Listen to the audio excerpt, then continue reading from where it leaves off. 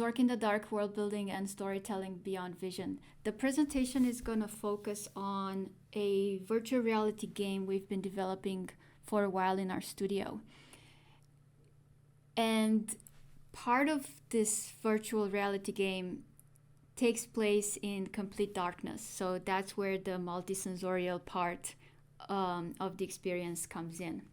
However, I will spend actually most of the presentation setting the stage conceptually so that we are able to, in this context, have a conversation about what is actually happening and how could we approach the effects that we've been seeing in what we've been working on.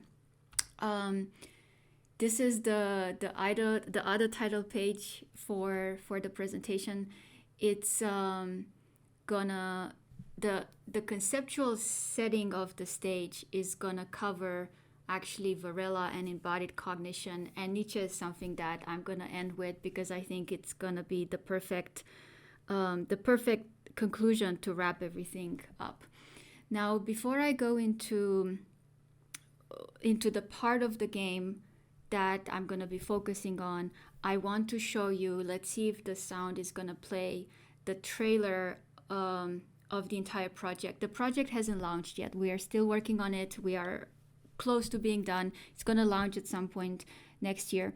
But we do have a preliminary trailer that we have been working on editing and putting together that I want to show you so that you have some idea of the context for this project.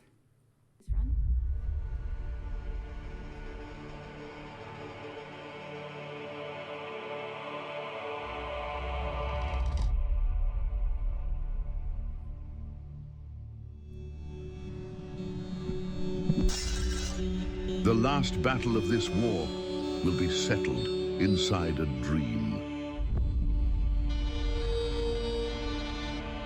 Is this a distant land?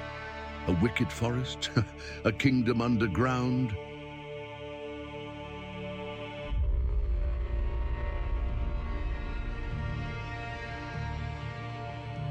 Who built this house of death? This labyrinth of unimaginable torments, fluid beings, and impossible delight. Whose minotaur is hiding in this hole? Where we had thought to find a monster, we shall find a god. Where we had thought to confront another, we shall confront ourselves. And where we had thought to travel outward, we shall come to discover our own center.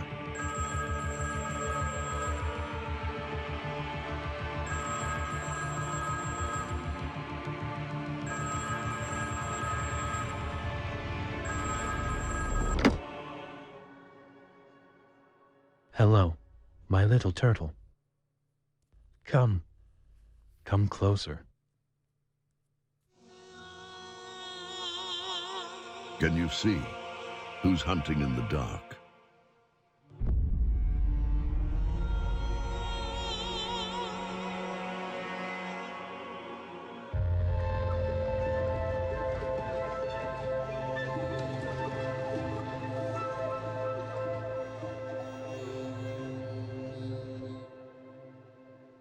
All right, so that was the trailer for the project. The game is called The Third Pill.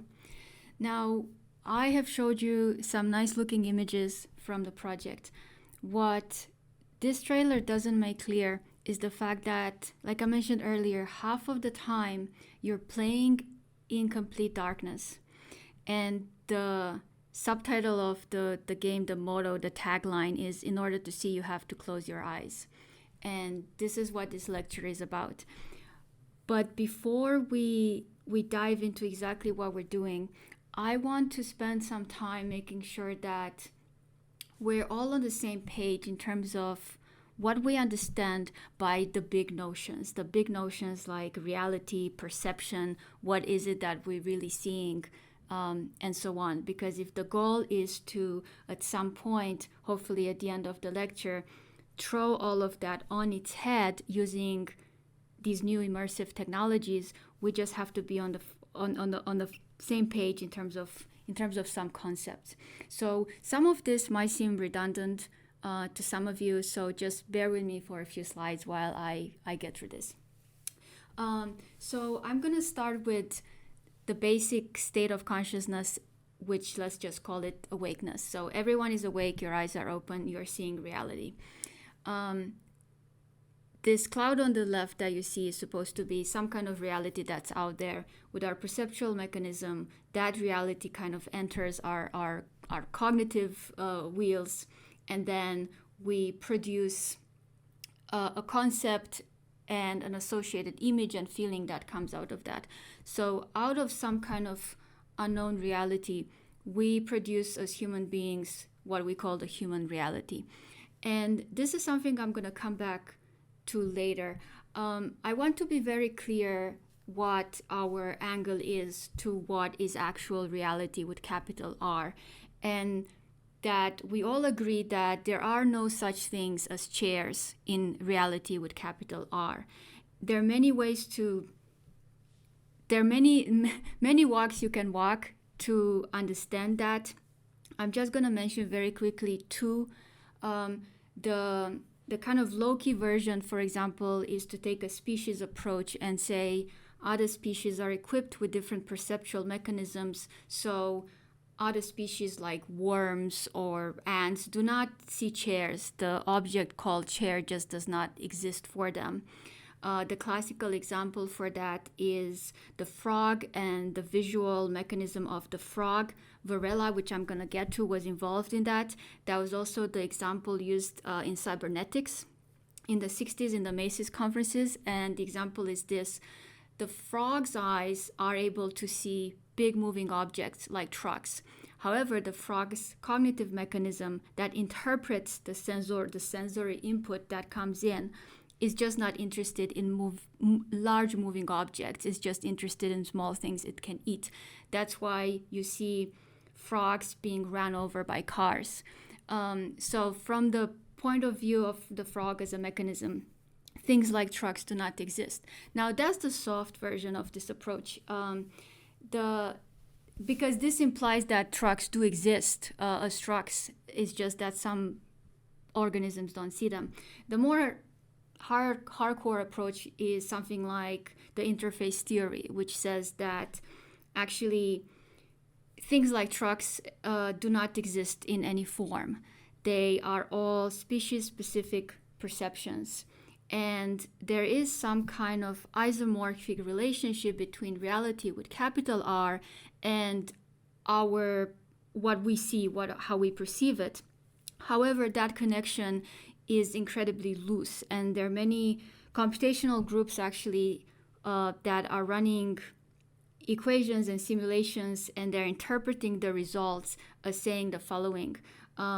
There's this isomorphic relationship. However, if you assume that organisms are made to optimize fitness, then what our models are showing is that there is zero relationship actually between reality with capital R and what we perceive, which means no, there are no chairs and no trucks out there. Everything is just pure perception. And what's out there, we still don't know, and probably never will. And the quickest analogy to understand this is that's used sometimes by people who are behind the interface theory, is that the relationship between what we see, so that's the chair, and reality with capital R is the same relationship that we have between the folder on our computer desktop and what's actually happening inside the computer processing hardware part of it. So the folder on your desktop exists in your perception. It's an interface. But if you open up your computer, you will never find anything that's even close to what looks like a folder. So we see a chair, we touch a chair. Yes, we feel like it has materiality, so the chair is definitely there. But actually, if you were to poke your head inside reality with capital R, you will not find anything even closely resembling a chair. All right. So this is kind of setting the stage for how the human organism encounters whatever it is that is out there. And of course, on top of this, you have other things that are relevant. I'm going to mention them quickly. Something like the predictive coding theory that says that because we are very lazy creatures and we need to conserve energy, what we do is we form a concept of what could be out there, and then we kind of run a check loop to see if that's really the case. And whenever our assumptions are not checked very fast, then we have to put in the energy to change them and to see, okay, what revision do we need to run through to have a better relationship with that reality. So for example, if all of a sudden I sit on a chair and someone plays a prank on me and the chair looks like it's out of wood but is made out of something else and I fall on my ass, then that's an opportunity for me to kind of revise these assumptions. But this has much deeper implications when we're starting to talk about illusory realities like virtual and augmented reality. So I want to put this on the table as well, as not as truth, but as the base common vocabulary to just build a conversation on top of. Now, we have this database of concepts in our heads, and we're lazy, so we just do some minimal checks, and then we just go about our business until something goes wrong.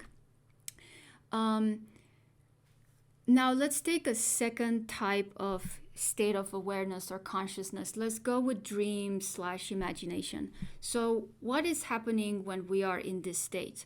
Well, we are not getting live sensorial input from reality with capital R, but instead we're using this box of concepts that has already been registered inside our heads, and we're using that to perceive chairs and other kind of objects. And the difference between dream and imagination, of course, is important. You ask yourself questions like, is direct perception taking place? Yes or no? Are you aware of it? Yes or no? And that will put you into different categories. But they are together on this slide because what they have in common, again, is that there is no live, real-time perception from reality coming in. Going back to awake, there is something here that that's also important as we keep taking steps forward. The fact that lately we've started to switch our understanding of how the human organism interacts with reality, from focusing on the head and these ideas that are in your brain to the concept of embodied cognition, this idea that it's your entire body that interacts and discovers reality, and it's your entire body that forms ideas about reality. And then these ideas about reality, of course, are part of complex body schemas that don't just imply this generic thing called a chair, but also comes with something like motor instincts. Sometimes it comes with certain pieces of memory, certain smells, certain sounds. So we're moving away from the head, and we're also moving away from this idea of the abstract concept and object. So the database then, it's kind of poorly illustrated here, but the database then is not just in your head like we used to think about it. It's actually, it involves all the parts of the human organism. So embodied cognition is like cognition. The cognition and its mechanism is distributed through the entire body, and there's amazing new research coming up that's kind of looking at this particular matter from different points of view. A lot of people, when I talk about this, are having a hard time understanding just how literal they should be about it. So you might think thoughts like, okay, but if I move my arm in a certain way, if I move my body in a certain way, that doesn't really change what I think.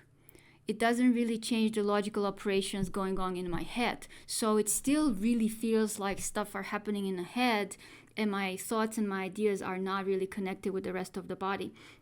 The short answer to that is that yes, they are, but expanding on that is beyond the point of this lecture. I do want to show you this. One of my favorite studies looking at this shows that when test subjects were asked to engage with some logical operations while holding a hot cup with a cup with a hot liquid, changes in logical approaches were observed depending on whether the liquid was hot or cold. So lots to say about that. I'm just gonna leave that here as a hint towards an answer. Does the rest of my body really change what's in my head? And here, once we have already introduced the body as part of as a more complete perceptual mechanism than just the head. And Varela actually takes it way further. Like, he's considered one of the fathers of embodied cognition. The term enactivism is also something that a lot of current research in cognitive science is looking at, and also starting partly from his work. But when you actually read Varela, you see that he goes way further. So what he does is he basically completely obliterates this idea that there is a subject, which is you, the organism, and an object, that there is this something out there. So he says, even forget about the whole body as a perceptual mechanism. Actually, this distinction doesn't quite exist at all. So this is what he says. He says that every organism is in structural coupling with the environment. And he gives a very nice example in his writing of what is this structural coupling. He says, we are all familiar with things like bees and flowers. And we understand that flowers have bright colors and that attracts the bees. But this is traditionally explained in terms of, okay, the bees evolve some mechanism that helps them detect colors, and that's for their own benefit because they need to figure out where the flowers are. Varela, however, says, no, that's not how you should think about this. Structural coupling means that the bee did not evolve after the flower. What very likely happened is the bee and the flower evolved together. So the flower was some kind of thing made out of few cells, and so was the bee.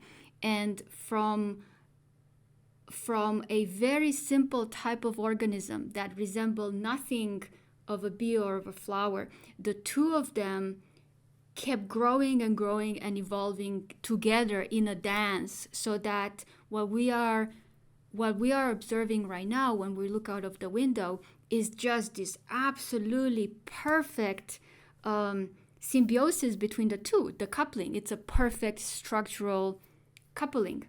So it's not a matter of an organism perceiving an external reality as an object and then growing adaptations to that. It's always a case of all the pieces of the entire environment always adapting and changing each other. So it's never one or the other. It's always the two together at every step. And this from my point of view is just like Varela's particular contribution to the embodied cognition principle, which by itself still does not obliterate the subject and the object difference. So with Varela, we have this merge of the human organism and the environment. There are no clear boundaries, and it's a continuous influence and adaptation and evolution. We are being changed by the environment, and the environment is always changing us. So it just loops all the time back and forth to the point where there are almost no boundaries. And as we're making this dance, there are the opportunities for us to extract out of this environment and imagine all different kinds of chairs. And that always changes, and the type of chair we imagine then goes back to affect the environment and the life that's all around us. And this brings us to the game. So, as I mentioned earlier, half of the game, the game is about dream worlds, and sometimes you have dreams where you see things, and sometimes you have nightmares. And when you have nightmares in our game, you cannot see anything. You have to navigate a world that is pure darkness. You do, however, hear things. So to stay within this kind of diagrams that I've been using so far, there is some kind of reality out there, and you're a little bit like a blind person, right? You only have sensory information that comes in, you can't see anything, and you have to use that sensory information to build up a spatial reality. We are doing this, you're still in the VR headset, right? So the VR headset is still on your eyes, and we are tracking your hands and your gestures. And depending on the direction you're looking in, we are triggering certain kind of responses. So this is an interactive, immersive sonic space. And we're calling this kinesthetic audio. This is some of the diagrams that we've been working on. This is something I have developed with our team at Numena, with some amazing people like Jerry Silvas and Maria Nicoli on the sound side, and Lucas Kemna has helped us with the programming. So what you see on the left is kind of like how we are showing the player in physical reality. And then on the right is what we call the player in perceptual reality. So this is these things that you see here. There's a door, there's a phone ringing, there's a balloon, there's whatever else is happening in that scene. You're not seeing any of these things, but you know they're in the scene, and you know exactly where they are. You know exactly what's your spatial relationship to them, and you can interact with them by looking in their direction and making a set of gestures that we have designed. So very, very quickly, although as sighted people, we might not we're not from the beginning very comfortable reconstructing a spatial reality just from sound input, so it doesn't feel great in the beginning. We adjust very, very fast. So we find ourselves within a few minutes through these interactions in a place that actually not only has those objects, but has objects that respond to us. And this interaction part, the fact that these objects, when I look at them and gesture at them or punch them or do other things to them, respond back, is what differentiates what we are doing in this project from something that's just an audiobook that might have sounds coming in from different directions.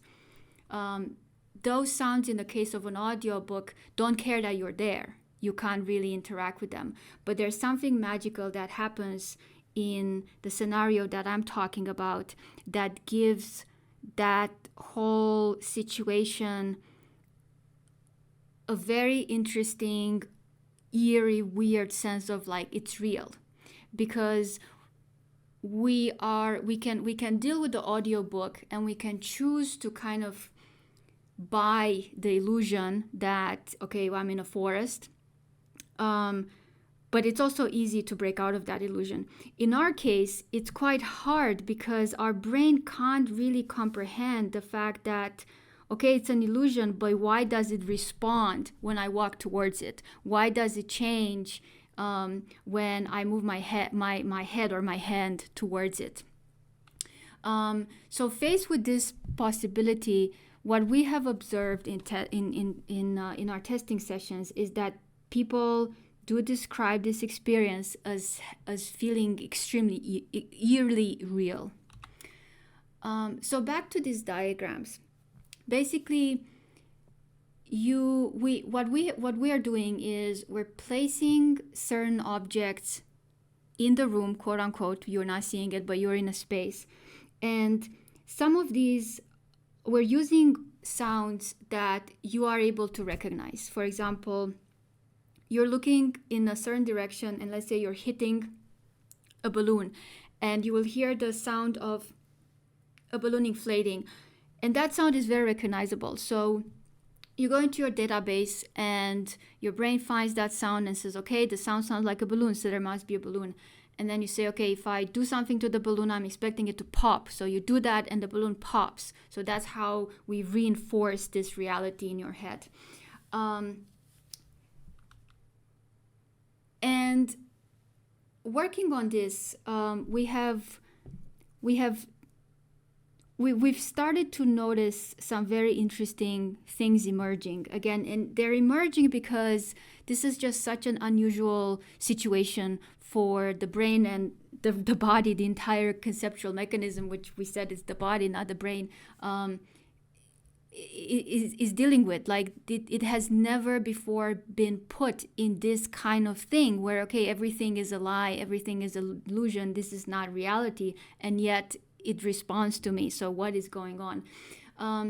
And we have seen wonderful things, like people are starting to fill in the blanks with their own story. We've had one tester who all of a sudden, in the middle of one of these scenes and these interactions,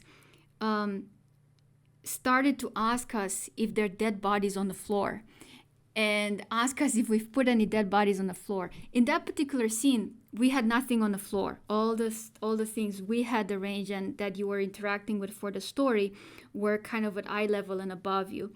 And so we gave that person no information about what's happening on the floor, but they started to fill in that missing part to the point where they started to get a little bit freaked out. And the question, did you put dead bodies on the floor, is still fascinating to me, because I don't know, did I as a developer put the dead bodies on the floor? Well, I don't know. I did not put dead bodies on the floor. So if that's what you're perceiving, maybe they're there. So there was this really beautiful process of co-creation kind of started to unfold. So to recap a little bit, in terms of the states of awareness that we have outlined before, so the wake state and the dream/imagination state, what kind of state are we dealing with here? So it's not a dream for sure, because you have perceptual input and you're aware of it. So you're not sleeping, there's stuff coming in. It's not really imagination, at least not the way we're used to think about imagination, because your vision of that reality that you have reconstructed in your head, and maybe if you're visual, you are even seeing those things. So if you heard a balloon in that angle, your brain might actually visualize a balloon over there. And so, but that responds to you. So it responds to you moving your hand. That balloon responds to you going towards it. So that doesn't feel like imagination either. At least it's not the classical way of imagining things. And of course, it's not like reading a novel either, because reading a novel is kind of the traditional imagination part. The world can be very vivid in your head, but it's not going to respond to you moving your body. And we're calling this the third way. Therefore, the name of our game is called the third pill. So this type of state/awareness/way of perceiving and imagining and recreating a spatial reality is what we call the third pill. So it's something like a co-creation environment.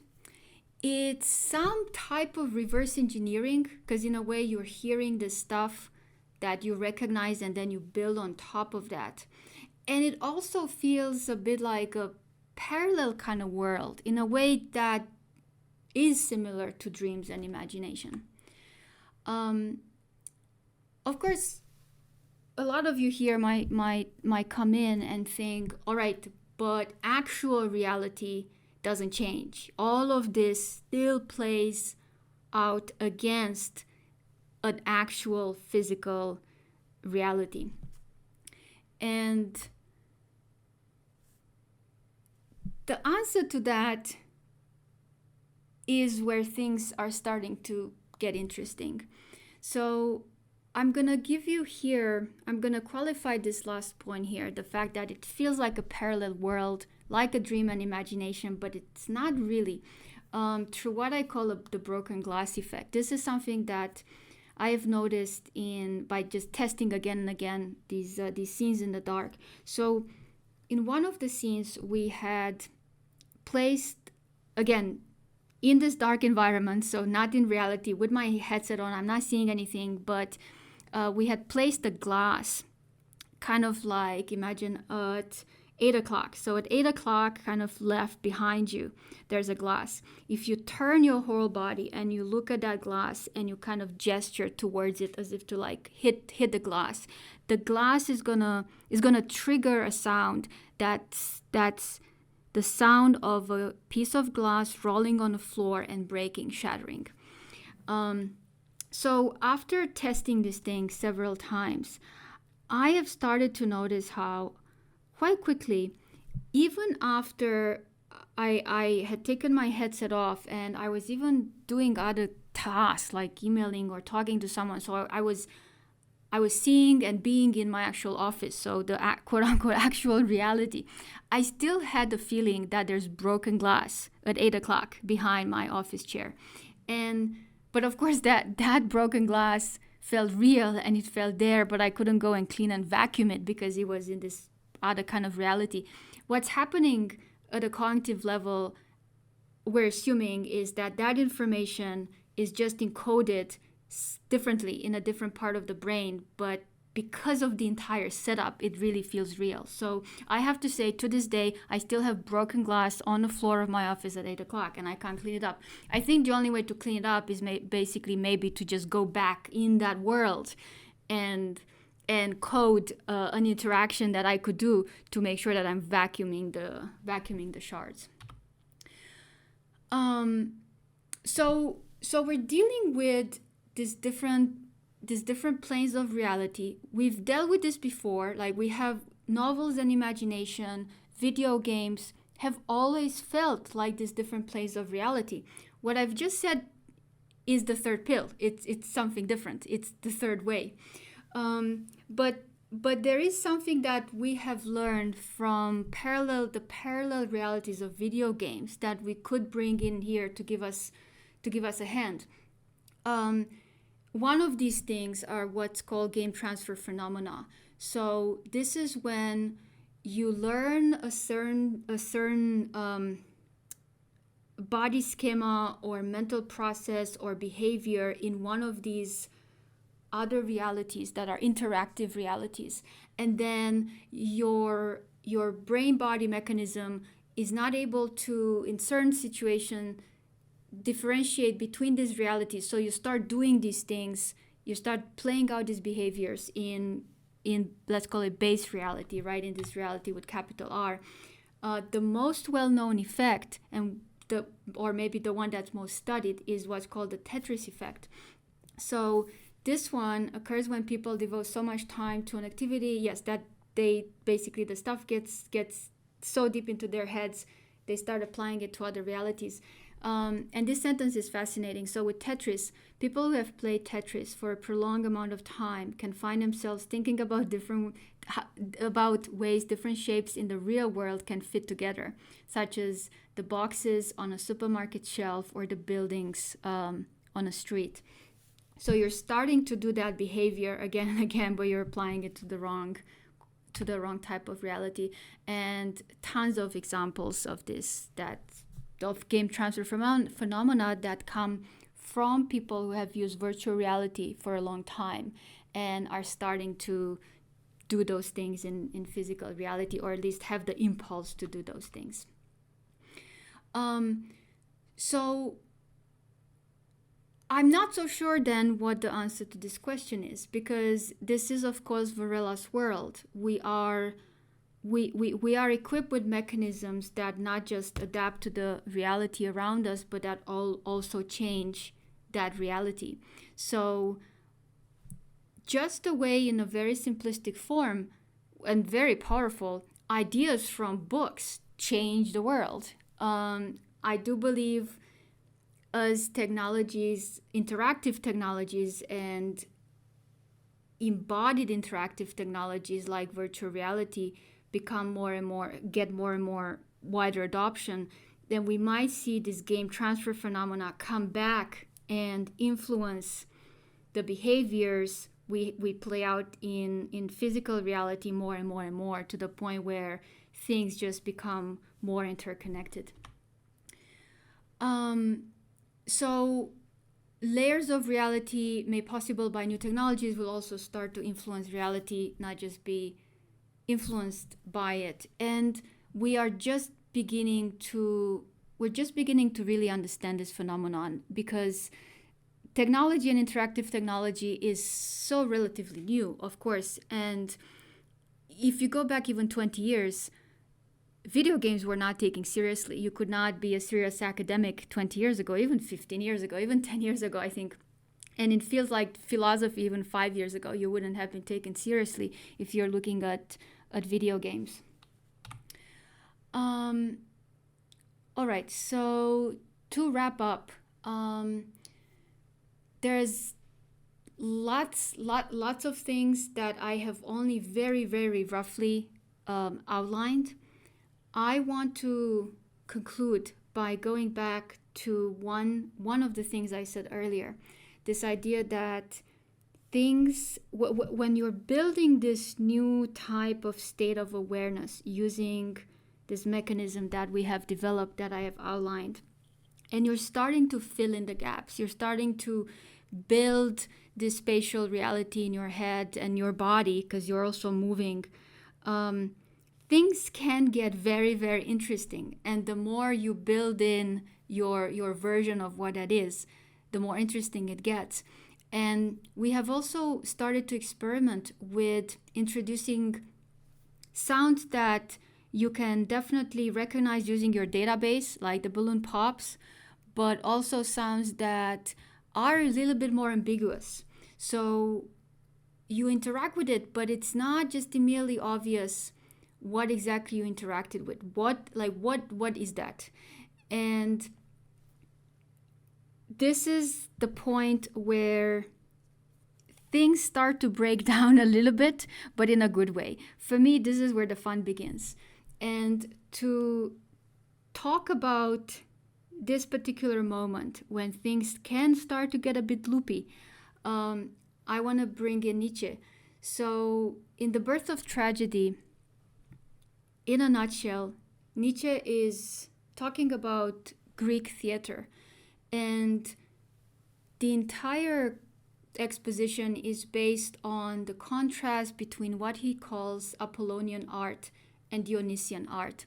He basically says Apollonian art is about the beauty of the concept, the beauty of what we take reality to be, which is made out of beautiful flowers and bees and butterflies and trees and chairs, like the human reality. So Apollonian art embraces the beauty of this human reality and is using sculpture and painting to imitate this beauty and kind of sing its praise. In contrast, Dionysian art is using music, and it's using music to trigger trance states.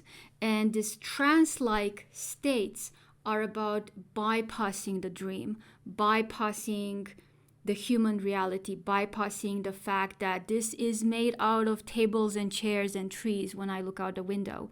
And the reason why I started with that conversation about different ways in which reality is not what it seems to be, I'm hoping that comes to a closed loop here, because that was the Greek approach through the Dionysian type of Greek theater. And Nietzsche, of course, says the highest point in Greek theater was when they truly embraced Dionysian art, when they were able to say, let's transcend the illusion of the tree and the table and the chair, and let's look into the abyss, right? Nietzsche is the one who said the famous quote with, if you stare into the abyss will stare back at you. So what I'm starting to find, as I'm continuing to explore the third way, the third pill, is that when you're facing players with sounds that are a little bit harder to recognize, and you're forcing their minds to kind of churn at that more and more and more, interesting things that might start to go more in the direction of Dionysian art and that period of Greek theater are starting to happen. All right, that was it. So I was gonna do a demo of this in the call, but I thought I was like overly ambitious to pack all these things on top of a tech demo. So if you're interested in the project and in trying this out yourself, just go to thethirdpill.com or get in touch with me.